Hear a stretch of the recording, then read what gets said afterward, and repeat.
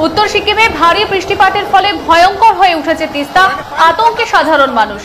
সেই ভয়ঙ্কর স্মৃতি আবারও তাড়া করছে তিস্তা এলাকার বাসিন্দাদের। গত কয়েকদিন ধরে উত্তর সিকিমে একটানা প্রবল ভারী বৃষ্টিপাতের কারণে ভয়ঙ্কর রূপ ধারণ করলো তিস্তা নদী। সকাল থেকেই ফুলে ফেপে উঠেছে তিস্তা, আর এতেই ক্রমশ আতঙ্ক বাড়ছে এলাকায়। অন্যদিকে তিস্তা নদীর জলস্তর বেড়ে যাওয়ায় প্লাবিত হয়েছে তিস্তা বাজার, মল্লি, রম্বি, গেইলখোলা, 29 মাইল সহ বিভিন্ন এলাকা। স্থানীয় এলাকাবাসীরা বাড়িঘর ছেড়ে নিরাপদ স্থানে আশ্রয় নিতে শুরু করেছে। প্রসঙ্গত উল্লেখ্য যে গত বছরই হরপা বানের যে ঘটনা ঘটেছিল, সম্পূর্ণভাবে তাতে কেড়ে নিয়েছিল ওই এলাকার বাসিন্দাদের বাড়িঘর। এরপরই রাজ্য সরকারের তরফে শুধুই মিলেছে সামান্য কিছু আর্থিক ক্ষতিপূরণ। তবে আবারও তিস্তা নদীর জলস্তর বেড়ে যাওয়ায় এলাকাবাসীদের মধ্যে আতঙ্ক শুরু হয়েছে। অন্যদিকে তিস্তা নদীর জলস্তর বেড়ে যাওয়ায় ওই এলাকা প্লাবিত হওয়ার কারণে বন্ধ রয়েছে কালিম্পং এবং দার্জিলিংগামী সড়ক।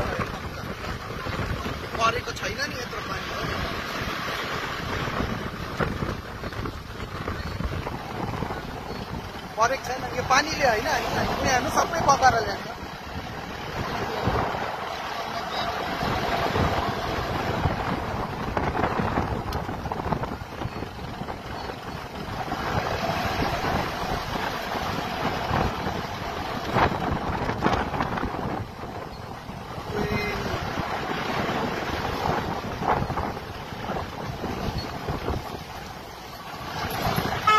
त्यहाँ नहेर्नु है कस्तो फास्ट जाँदै रहेछ खोला।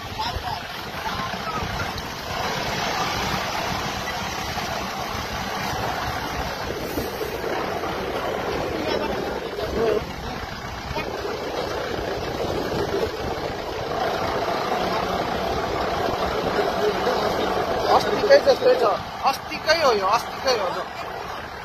लेक बस भएको हो यो त पानीले त मरिकाटे पनि होइन,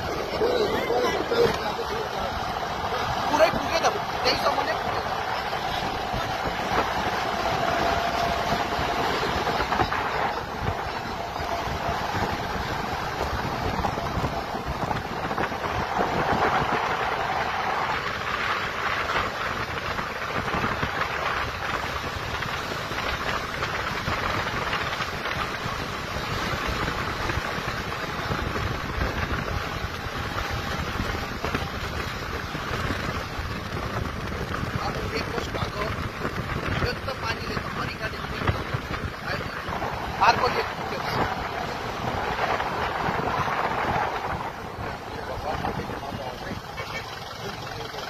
हेर्नु त खोलाको बन्द।